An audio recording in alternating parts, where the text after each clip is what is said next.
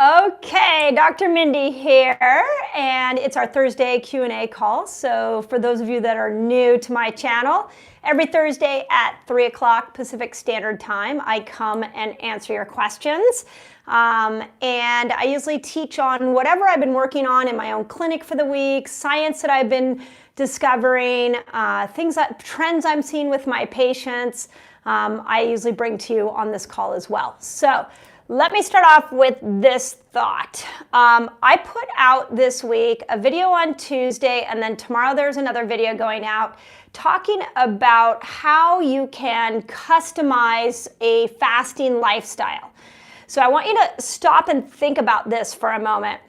We're about at the end of the year. We're weeks away from the end of 2019, depending upon when you're watching this. And we're going into a whole new decade, 2020. And so many of us, I'm going to even put myself in this category, as we go into a new year, we ask ourselves what didn't work for us last year and what new lifestyle tools do I want to use as I go into the new year. Now, a lot of you are maybe asking yourself, like, how do I lose weight in the new year? How do I stop being so suffering with my hormonal balance, or my hair is falling out, or whatever? You're like just sick and tired of being sick and tired. And so you see the fresh new year as an opportunity to truly reset yourself. And I really love that about the new year. So what I wanted to do this week is bring to you this concept of a fasting lifestyle. And I think it's really important because most people know if I said I'm going to create a healthy lifestyle, most people would probably go, oh, well, that must mean that you're going to eat well, you're going to exercise, maybe you're going to sleep a little bit. Like, some people even just say, I want to be healthier, and they get that there should be several pieces that come together to create this lifestyle that allows your body to be healthy.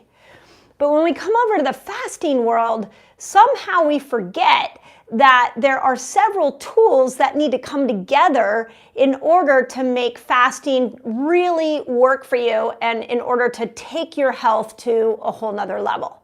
So if this is a new idea, if you thought fasting was just, let me give up food for 13 to 15 hours, let me go on a 3-day water fast, maybe you came to my channel because you're like, I want to dry fast, whatever it is, what I want to encourage you to do is to think beyond that. I want you to think about a fasting lifestyle. Like, what would it mean to put together several fasting tools so that you can get all the miracles that fasting has to offer you?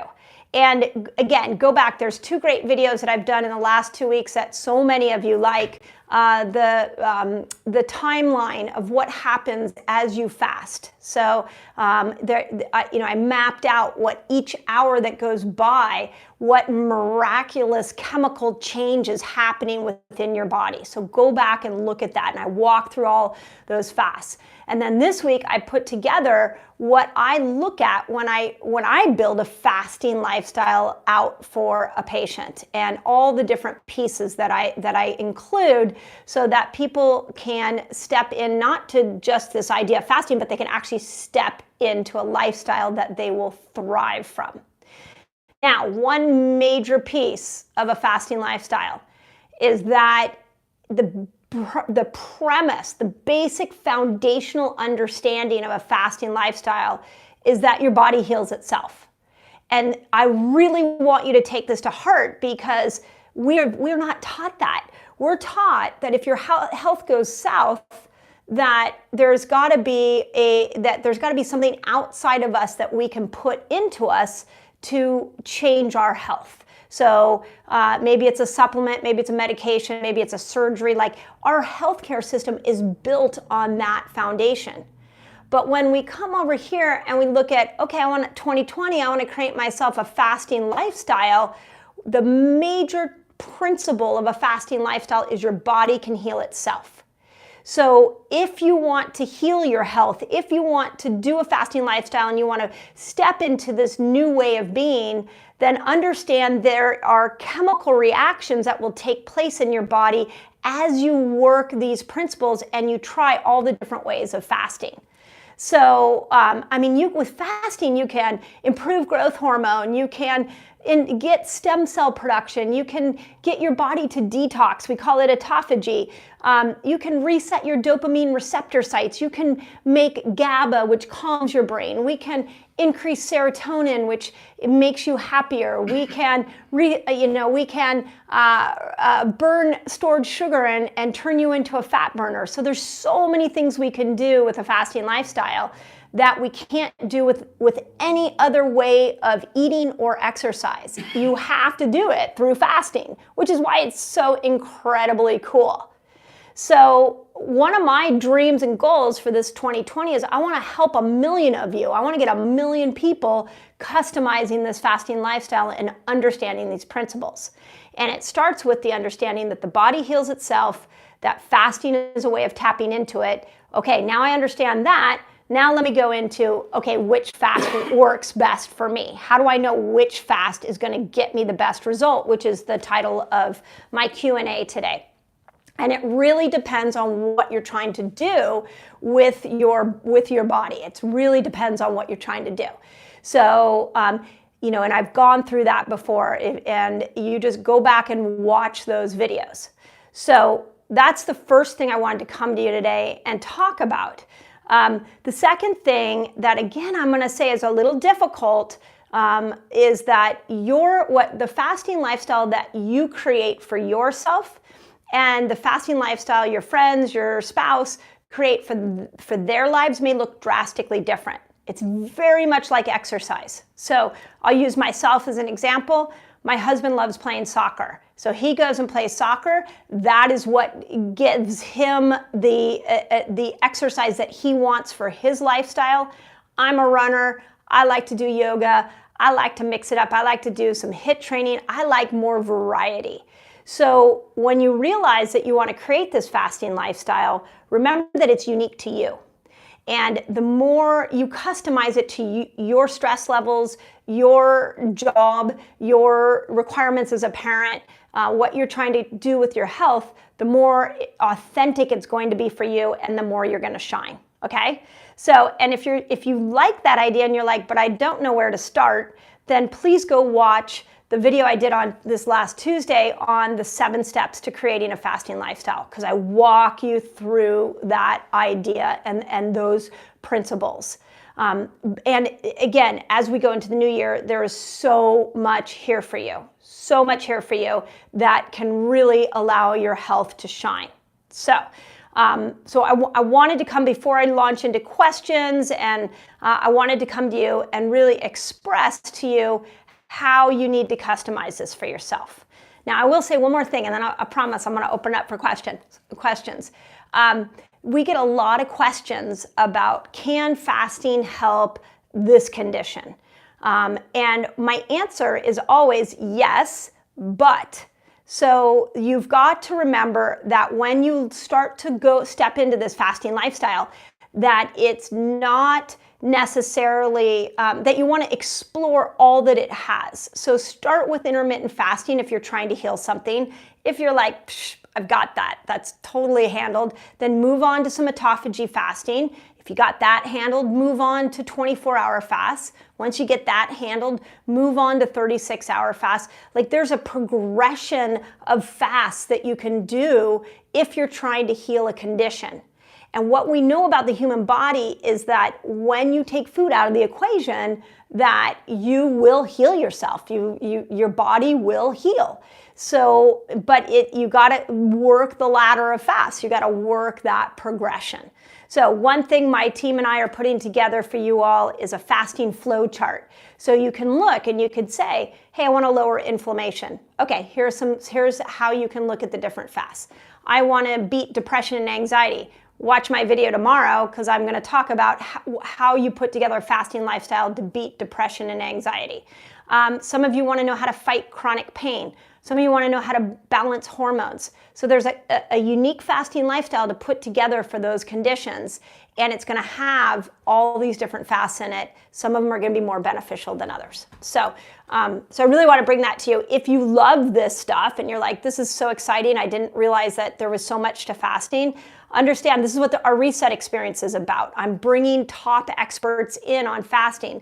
Dr. Daniel Pompa, who wrote this book, Beyond Fasting, is one of the greatest brains on fasting. He is bringing science to our event, and he's bringing how to do it through hormone production and for women of all different phases of life. Of course, we're gonna talk about fasting and testosterone, because there's a whole interesting component there.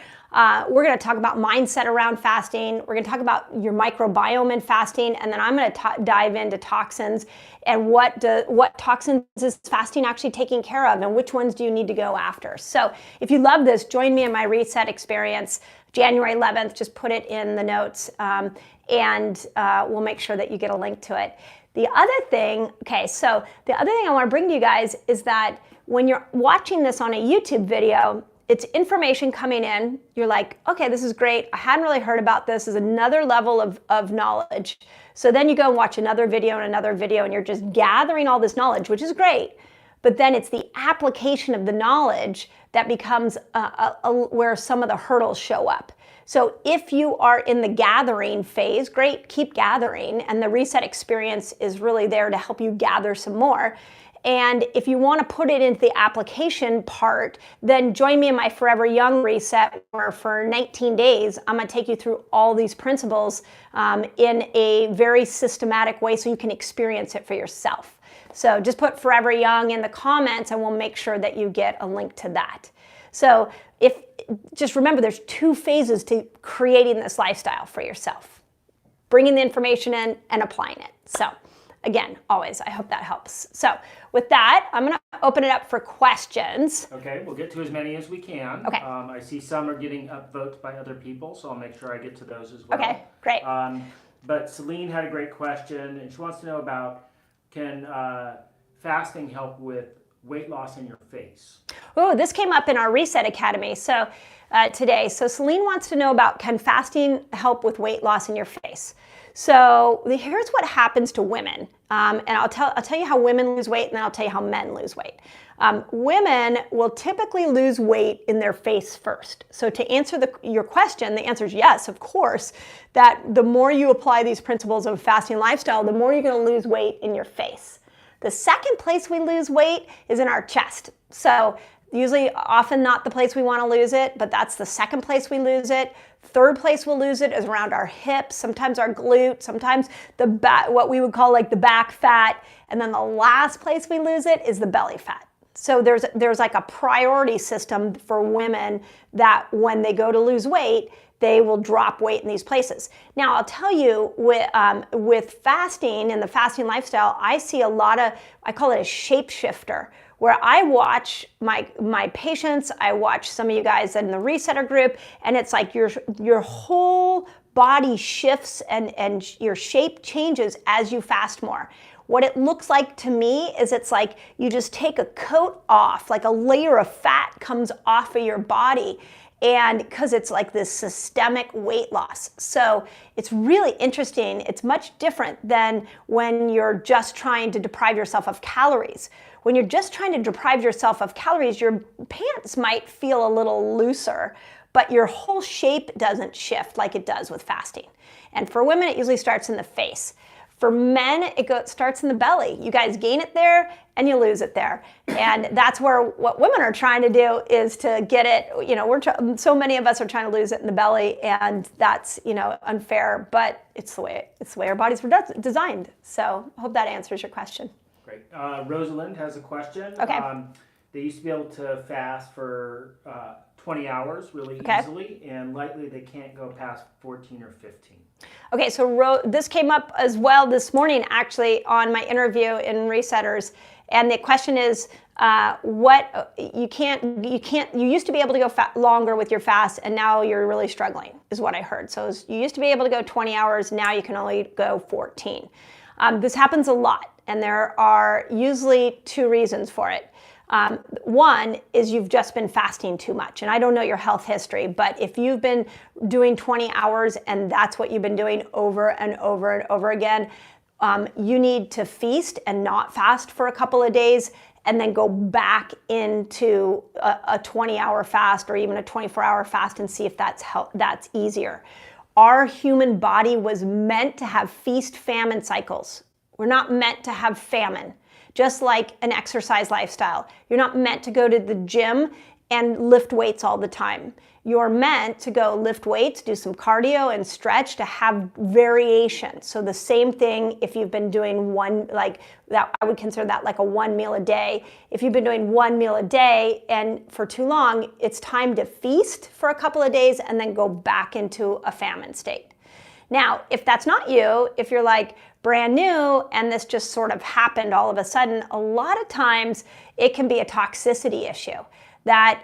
Remember that fasting is healing. So even though we may come to a fasting lifestyle because we want to lose weight, we still have this really deep healing response that happens.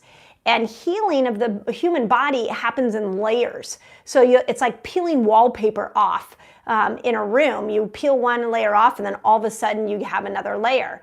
And what we find is many times there are toxins that are brewing underneath in that third layer. And as you apply more fasting, your neurotoxins, specifically heavy metals, fluoride, those kind of things show up.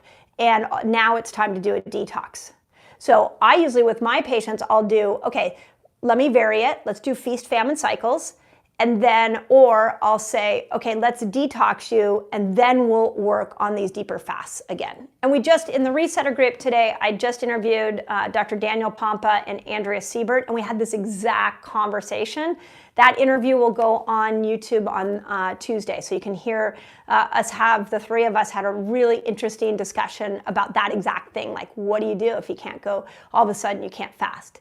So, but start with those two ideas and let me know if that helps. Great. And this is a question by Jacob that several people have echoed different versions Okay. of. So it's basically the frequency of longer water fasts. So he's asking about a 3-day water fast once per quarter if he's doing alternative day fasting most of the time. Okay, so Jason's asking if once a month, 3-day water fast is okay, once a quarter, and then he's doing alternate day fasting. So this is where I'm gonna like separate out men and women. So for Jacob, what I would tell you is it probably is working for you, is my guess. So if your hair's not falling out, if your weight hasn't plateaued, if you're just in that yummy place of a fasting lifestyle where that frequency is working for you, I would say stay with it. Just make sure that on the days that you're not doing these fasts, that you're feasting. Remember, human body made to fast and made for feast-famine cycles. So you got to feast and you got to famine. So you're made for both, okay? So now for women, Jacob's plan would be would be more difficult to do because we have more hormones that are affected by the foods we eat and how often we eat. So I've seen a lot of women do that much fasting like Jacob's doing and only to tank their hormones, their sex hormones.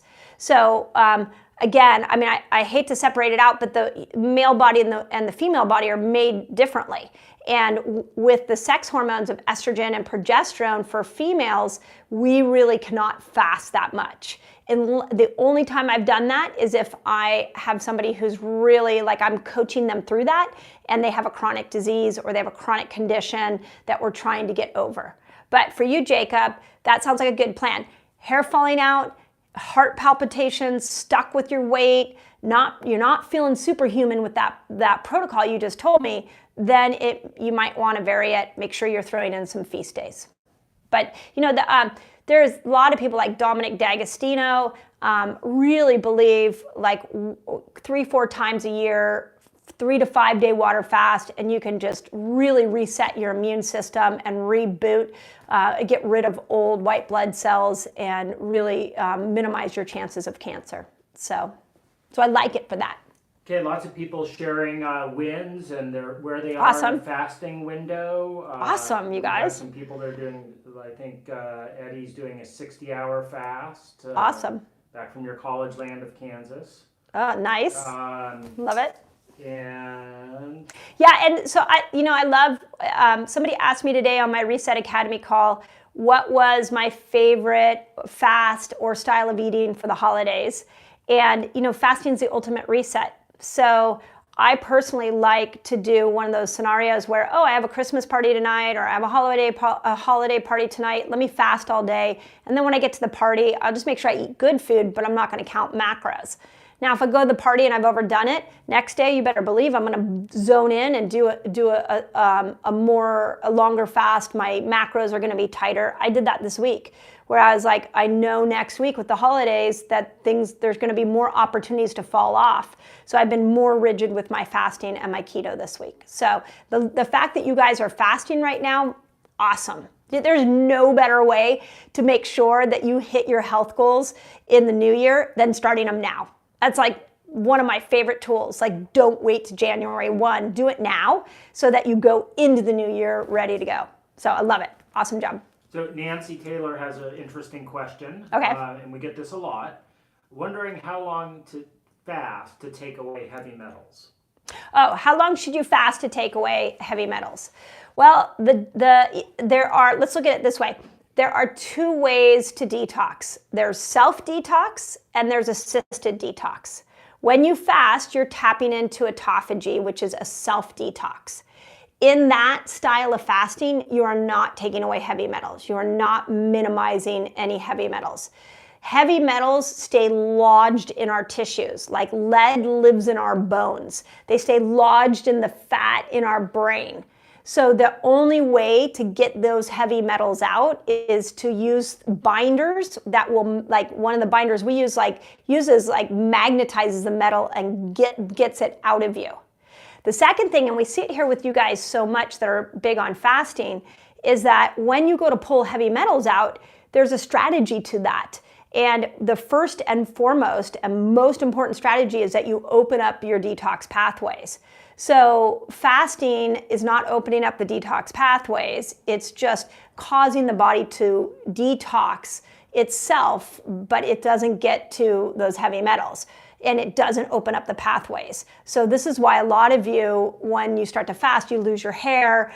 Maybe some of you gain weight because the pathways are closed and the toxins are sitting tight as you're going into this self-detox and the heavy metals are not getting out. So unfortunately, fasting doesn't do it. You actually have to go through with supplementation to be able to do that. Got time for a few more questions. So I think what we have now, I won't be able to go much past that. Cool. Terrence wants to know how much does age affect fasting? He's 68, or they are 68, I assume. Okay, Terrence wants to know about age. Yeah. And so he's heard a lot of conflicting information about fasting at 68. Yeah, at 68, you can fast all you want. There is nothing the only thing that would tell me that it would be difficult for you to fast would be based off your medical conditions, not based off of your age. So my parents are in their 80s and they fast with us every month when we do fast training week. So my father is 83, 84. He fasts like a crazy man. Like he can fast like nobody's business when he puts his mind to it. So, but your medical health makes a difference. And the more health problems you have, the more when you go to fast, you're going to want to have a doctor working with you. If you have diabetes, if you have cardiovascular disease, if you have cancer, like a more chronic health problem, then you're going to want to have somebody right alongside of you, helping you through that process. If that's not you and you're just 68 and you want to benefit from fasting, absolutely. And start by working with intermittent fasting and then work yourself up the different fasts and like ease yourself into it and see how your body reacts to it. But we have an epidemic of dementia and Alzheimer's in our world, and there are two things that are causing our brains to degenerate. It's too much sugar, so they're calling Alzheimer's diabetes of the brain, and too many toxins. Two things that we are living in this crazy world that we're in, and it's causing people to age much quicker. So when you go in and you start fasting, you slow that process down. There's so much great information on like how it repairs dendrites and brings inflammation down. Like, yeah, start fasting. It'll be great for you. Great. Got a few variations on this question. Okay. Basically, fasting but not doing keto, can you still lose weight? Yeah, there's two ways. So the question was fasting and not doing keto. Can you still lose weight? There's two ways to lose weight with these principles and as you build this lifestyle for yourself. One is, okay, let's say your main thing is I want to lose weight. And so, the first thing I would tell you is lean into the fasting. The more you fast, though it's like Dr. Fung's principle, the more you fast, the more you're going to tell your body to go and find that sugar it stored years ago in fat and burn that for energy. Now, the reason people like to add that with keto is because keto is low carb and it keeps your blood sugar down. So if your blood sugar is down and you go into a 17-hour fast, your body, if that blood sugar is low, is going to go find the fat a lot quicker. But let's say you decide, I don't want to be in ketosis. I don't want to do the keto diet. I don't want to change how I eat. I just want to do fasting. You could still get a great result. It may not be as good if you don't change those macros. So if you don't go into a keto lifestyle. But let's say you're a vegan, let's say you're paleo, let's say you want to do carnivore. All of that can exist with your fast and it can still help you lose weight. If you want to lose the most weight, keto and fasting together seem to do that the best. But that's part of creating this fasting lifestyle for yourself. Go watch that video that I did. There's 7 steps. And you ask yourself, what fast do I want to do? What food do I want to eat? There's so much opportunity when you look at this from a fasting lifestyle standpoint and not from a, I have to do it this one way. So. Great. So I'm trying to summarize some of the questions together. Okay. I think this one has been asked a few different ways. And again, it's just about the frequency of the longer fast. People are still, you talked about it at the beginning. They're worried about fasting or how often? How often to do longer. It would depend if I think it really depends on what you're trying to do. Since I don't know each one of your individual history, I can only share with you what I know about science and what I've seen in my own practice. So when I'm working with somebody who has a chronic health condition like cancer, we do a lot of fasting. So I've got some of my patients doing 3-day fasts every week. But I'm watching them, they're reporting their numbers back to me. We're really keeping a close eye on that. In some cancers you don't want to fast. Yeah, and some cancers you don't want to fast, and so we work all that out. But then the other piece is that what if there's prevention, like me? I want to never get cancer. Like that's a top health priority for me. I've walked that cancer path with enough people to know that is not something I want to get. So in that case, the research that, and this is, I shouldn't even say research, because the experts, I don't think they've done enough studies on this, but the experts in the fasting ketogenic world say that anywhere from 3 to 4, 3 to 5 day water fasts a year is going to be fabulous for killing cancer cells. So if you look at Walter Longo's study, he did 5 days a week or 5 days a month in a row, fast mimicking diet on type 1 and type 2 diabetics, and he did that 3 months in a row, and pancreatic cells regrew. So I like to do, my personal for extended water fasts is 3 times a year. I do somewhere between a 3 to 5 day. And it's all prevention. It's like a massive reboot is what I'm looking for. So that's kind of how I approach it. I hope that helps. I know this question keeps coming back up, but you have to decide for yourself what you want to do. If you're doing a ton of 3 to 5 day water fasts, again, if your hair is falling out, you're not thinking straight, you're gaunt, and your body's like emaciated, it's too much catabolic, it's too much breakdown. So you use judgment on that. So AA has a question that they're really insistent on. Okay. Here, and it's probably one of the hardest things I know. It's hard to give generic advice on this. And okay. How long do you fast to get rid of candida? Oh gosh, this is like the day of candida. So AA wants to know about how long do you fast? Do you need to fast to get rid of candida? Oh, okay, so candida. We pretty much all of us have some version of candida in us. It's just a matter if it's flared up or not. Candida exists in the gut. It also exists systemically in the body. People who have Candida have varying levels of Candida. Some of you might have a little bit, some of you might have a lot of Candida. So we don't know if there's only a way to measure it in your gut. There's not a way to measure it systemically.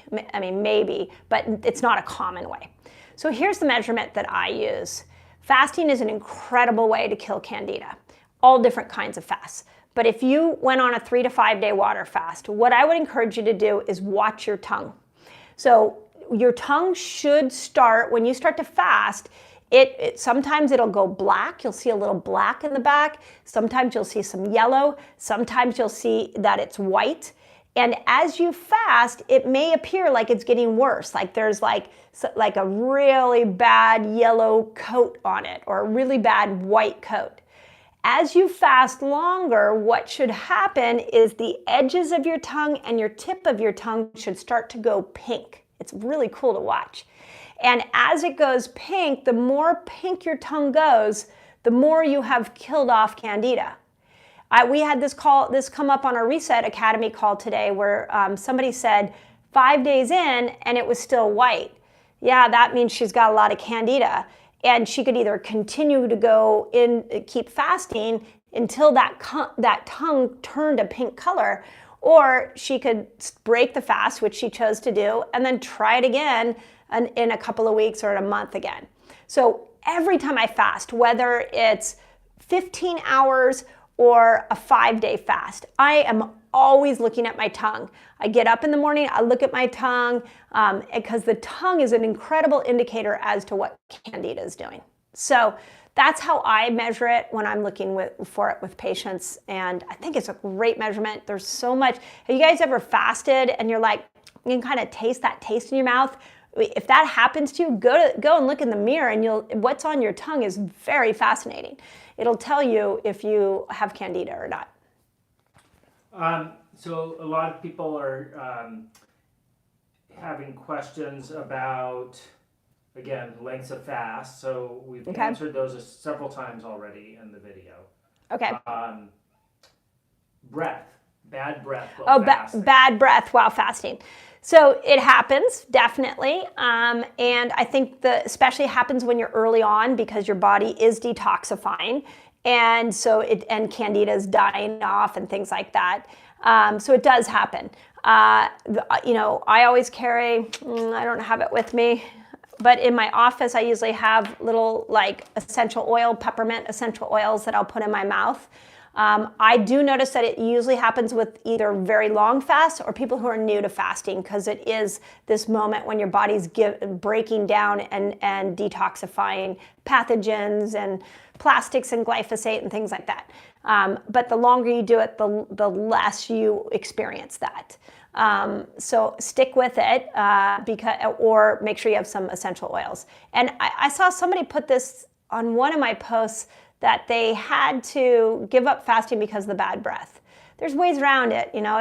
Essential oils are a great little peppermint, like do some dabs of peppermint in there. Don't give up on the lifestyle. Hang in there, work the principles, and you'll be amazed over time that will go away.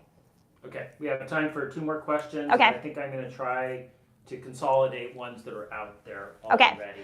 Okay, Sequoia's going to try to consolidate some questions. The first one, though, is if you're in your period, can you fast?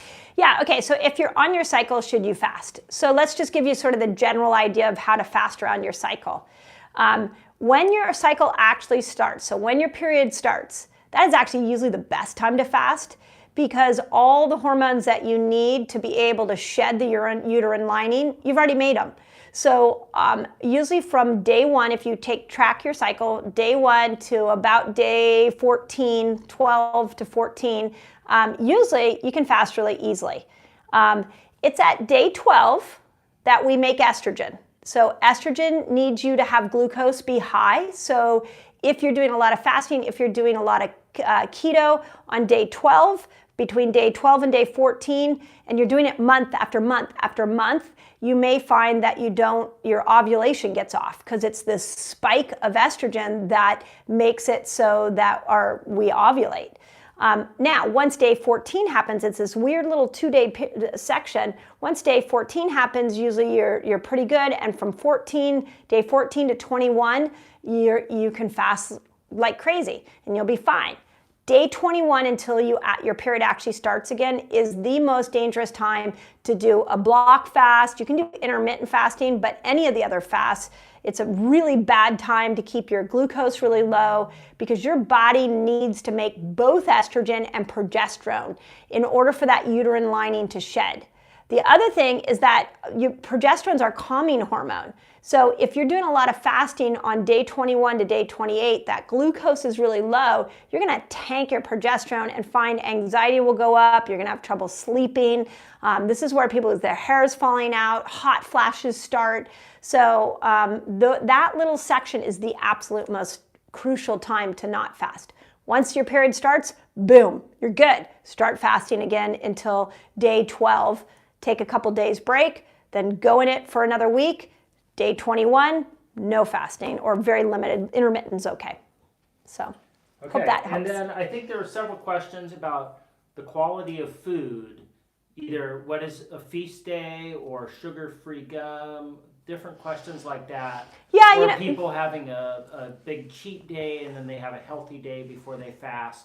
Yeah. You want to talk about the quality of food. Yeah, so to me, like there's two major principles to eating. And one is the top one is that you always go with the best quality of food. This doesn't mean the most expensive. To me, this means the freshest, the least chemical-ridden food possible. So think about it, again, with a fasting lifestyle, what we're doing is we are tapping into the body's healing capabilities. So you fast, now it's time to eat. And when you start to eat, maybe you go into Diet Cokes, or maybe you go to McDonald's, or maybe you go and do synthetic processed foods. Well, you kind of just counteracted what you did with fasting. You built up toxins, you caused your body to go into more of an inflammatory state.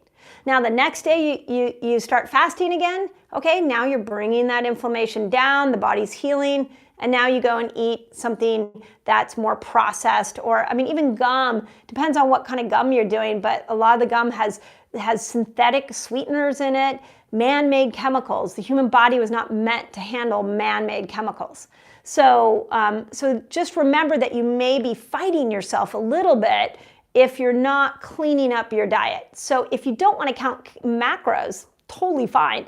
Just take your different fasting styles and then come over here and just make sure that you're minimizing chemicals, minimizing bad fats like the canola oils and the vegetable oils, like minimize the stuff that is going to build chronic disease in your body. And then you don't have to worry about macros if you don't want to, and then lean into your fasting lifestyle. So that's kind of my general answer for that. Okay, I think this will be the last question. They've asked it a few times. Okay. The different colors coming out of your BMs when you're fasting after you break it. Yeah, I mean, it depends on, so the color of your bowel movements and your bowel movements in general, it really it depends on what type of fast you're doing. So it always amazes me, fascinates me when I go on like a longer fast, like a 5-day fast, and on day 3, I have a bowel movement. I'm like, wow, where was that? Like stuff gets stuck in there for all of us. And so sometimes when you fast, what will happen is it'll release out, which is great. A lot of you get really, like you'll actually get more diarrhea. That's awesome too. It's like bad stuff breaking down and coming out. So it's your body's healing mechanisms. It's like a sprained ankle. If you sprain an ankle, the ankle's gonna swell and you're going to end up with all these funky colors, black and blue. And it may look horrible, but it's all a healing response. Same thing with your stools. It's all a healing response. So, and I think it's awesome that you're looking at your stools. Like your stools can tell you a lot. And if you're fasting and you're having bowel movements, that's awesome. If you're fasting and you're constipated, when you stop fasting, go watch the videos I did on plant diversity. You need to eat more plants. You need to eat more greens so that you can feed your good microbiome so that they work better when you fast, because you don't want to be constipated. So. Okay. Cool. So that was the last question. We've been on for almost 40 minutes now. Okay. So awesome. So yeah, great questions, you guys. Thursday, I'm here, so at 3 o'clock. So join me. I'm here to answer your questions. If you want more application of this, join me in the Forever Young Reset. Just put it Forever Young in the comments and we'll make sure you get the link. I'm really, really excited about this reset. It's something I've been working on all year. It's some of the principles I've been working on with my patients, and I'm now offering it to the public. So I'm really excited about that. If you love the science of this, join me at the Reset Experience. Come meet me. Let me know. Last year when we did our live event, it was really fun. A lot of you guys came and said hello, and we just love this community. Again, 2020. Here's the plan: million people building this fasting lifestyle, and it's not like you're going to understand how to do it in one video. So stay engaged in it and stay engaged in this community so that next year at this time, you can be writing messages about how much weight you lost, how many great results you got, and how awesome your health is. So that's really the principle of this fasting lifestyle. So as always, I hope that helps, and have a beautiful holiday, everybody.